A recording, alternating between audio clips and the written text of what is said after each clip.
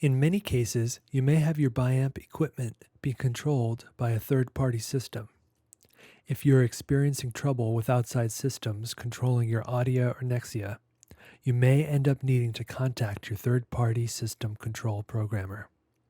Here, we'll take a quick look at ATP and NTP so that you can have an understanding of the structure of these commands and some frame of reference if you have to deal with them. Note that if your Audia or Nexia is controlled by an outside device, it will be either via RS-232 or Telnet, through the serial connection or the Ethernet port. The command strings look like this, and they all follow the same type of pattern.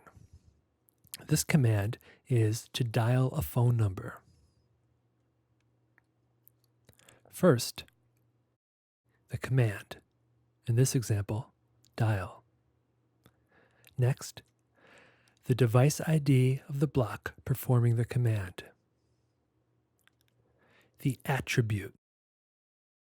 These will be specific to the block that is being controlled. The block's instance ID, and the value or setting that will be performed on the attribute. In this case, the phone number itself. Let's try another. This is a command to turn phantom power on. The elements are the command set to a specific value, device ID of 3, an attribute of pH, PWR for phantom power,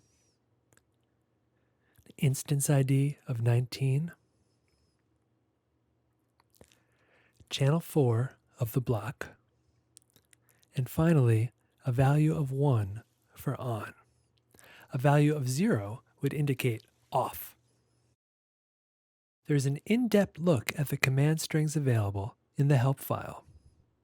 Go to Help, Help Topics, System Control, RS-232, and Telnet Protocol.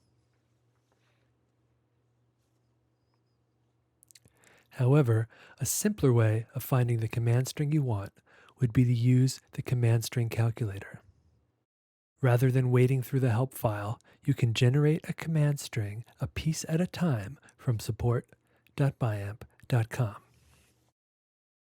Click on the command string calculator link on the main Cornerstone page. Follow the prompts.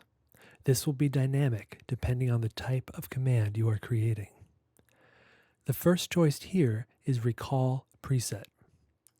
Let's use that as an example. Enter the number of the preset you would like to recall. Click Calculate, and there's the string.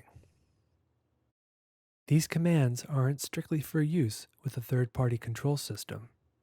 Accessing an Audia or Nexia via Telnet or RS-232 is a very handy way to change settings on the device when you can't connect to it via the software. These are the same types of commands we touched upon in this slide in the earlier lesson on connecting the software and the hardware.